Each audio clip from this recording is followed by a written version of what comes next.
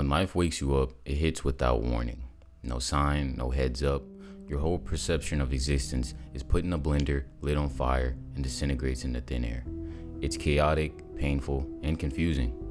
An alchemical process of the collapse and rebirth of one's identity. A seemingly forced transformation that some feel they never asked for, at least at first.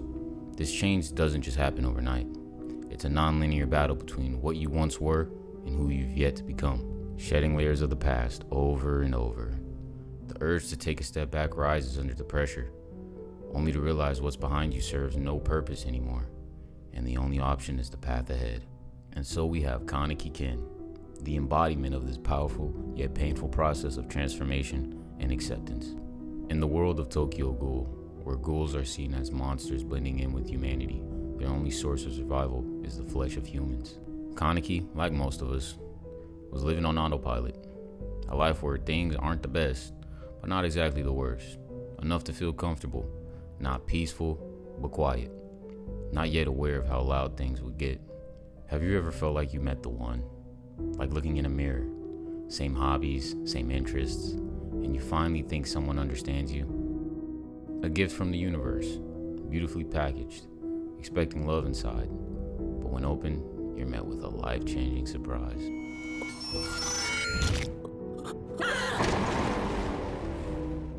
Rize sparked a new beginning in Kaneki's life. What once was is no more. He was now a monster himself. A change that happened in the blink of an eye. No longer living in comfort, this was life's alarm clock. No clarity, no explanation. He asked the world, why me? In denial, he felt the pull of what once felt normal, but the old couldn't follow him into the new. It wasn't just the food he had to consume now, or the friends he could no longer connect with. It was his identity dissolving into echoes of the past.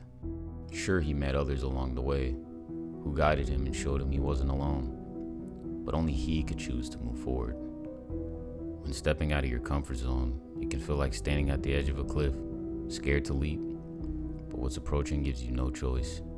Life once again pushes you off.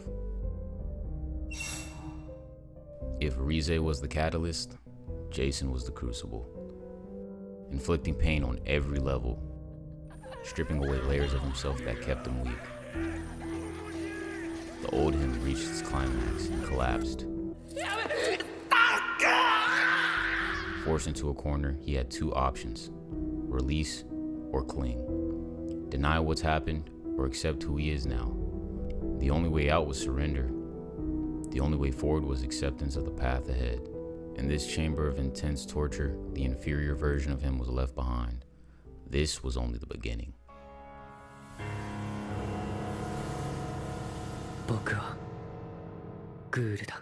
After sleepwalking through life, he emerged like a newborn. His eyes opened for the first time. His previous identity buried, his new one undecided. Seeing life through a new lens, a search for newfound purpose arises, liberated yet lost, questioning everything he once knew. What is right? What is wrong? The space for newness is created, but what should occupy it? The possibilities are overwhelming. The pressure to fill this emptiness intensifies, pushing him toward obsession, chasing control to feel complete again. This void pushes him to try on new selves like masks, searching for the right fit. But what most fail to realize is that the wounds of the past are still present. Craving to feel complete, the soul has awakened, but the mind and body have yet to catch up. Loading up program after program, leading to a crash, a necessary reboot, because real healing begins the moment everything goes quiet. The dust settles, but with it comes an eerie sense of peace. The crash forces Kaneki into a kind of safe mode. The mind, not yet ready to progress, builds walls for survival. What feels like a new beginning is really the suppression of true evolution. A seed not yet ready to bloom retreats back into the soil. From Kaneki to highs. This wasn't rebirth, but a shield. A false self shaped by an ego terrified of what true evolution demanded. The persona he took upon now was one of a leader, obedient and often overly optimistic. With this came community, friends, a mission, a sense of purpose. But an unresolved truth buried inside haunted him. The life before him was a false dream built on glass, on the verge of shattering. His soul grew too loud to hide any longer, his mind and body forced to finally submit to his true self. The seed was ready to sprout. The barrier built by his psyche was no more.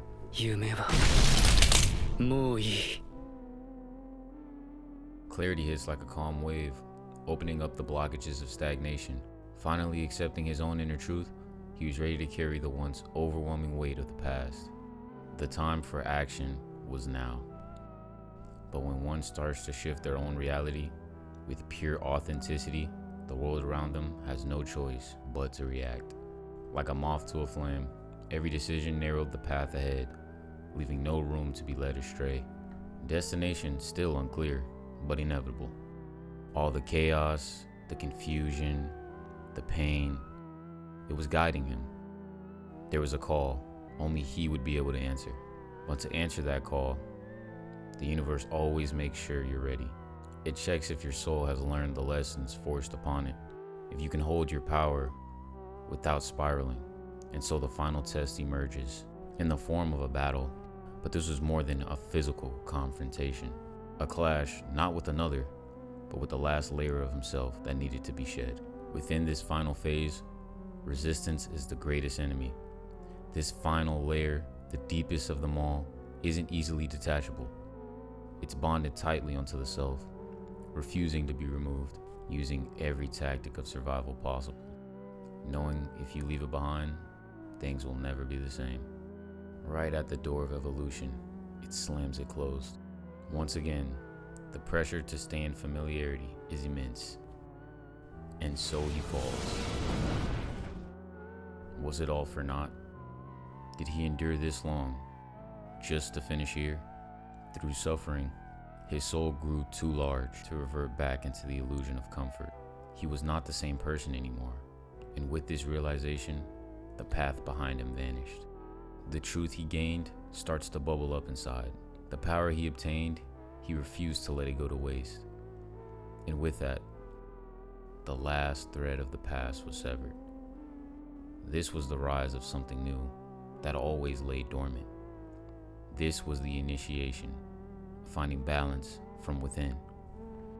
This was the long-awaited rebirth. This was the one-eyed king.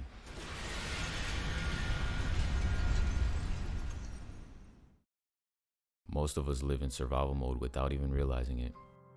The main goal, just get through the week. Days turn into weeks, weeks turn into months, and before you know it, it's the end of the year. Then we do it all over again, caught inside of a loop. There's a numbness to it, but it's familiar, it feels safe, until something breaks that rhythm. A relationship suddenly ends, fired from a job, or you lose someone you love. When the flow breaks, it feels like losing control. You're forced into unknown territory without consent or explanation. In an instant, you're pushed out of the loop into a state of panic, confused about what's next, grieving what happened, and clinging to what was. Looking for any and everything to blame, but it makes no difference. We struggle to move forward because we're too busy looking back, gripping onto the past, missing the feeling of safety, not realizing it does nothing but keep you stuck. But life stops for no one. Just when you think it can't get any worse, another wave of pressure hits. Unable to resist anymore, you're shoved forward. You start to move, but unsure of where to go. Charging ahead, mistaking movement for progress. The wound of change, still fresh, has no time to heal. To no surprise, it reopens worse than before. Left in critical condition, your mind and body retreats under the pressure. With the ego in control again, safety returns. But it's just another loop with a different filter. It feels like newfound stability, but that same old wound still isn't finished. It yearns to heal, properly, to be recognized. The pain starts to build, unable to be ignored, knocking down the fake structure the ego built for comfort. You start to notice the pattern that constantly holds you back from growth. But to get somewhere you've never been, you gotta do something you've never done. You finally accept the past, the wounds, the loss, the grief, but also how it's transformed you. The journey that once felt like torture, that you wish never happened, you appreciate that it was happening for you, not to you. Yeah, you might have fallen a few times, took a couple steps back, but despite it all, you still continue to walk. The path revealed you were stronger than you thought. So let's be real. Life has hit us all at least once, and has left some scars a band-aid just won't fix. We try to keep it pushing and ignore what and why it hurt in the first place, only for it to sting again later. Truth is, it only holds ourselves back from our true potential, because running from pain is running from growth. So ask yourself, what are you still avoiding that's keeping you from who you're meant to be? And do yourself a favor and just read the manga, bro.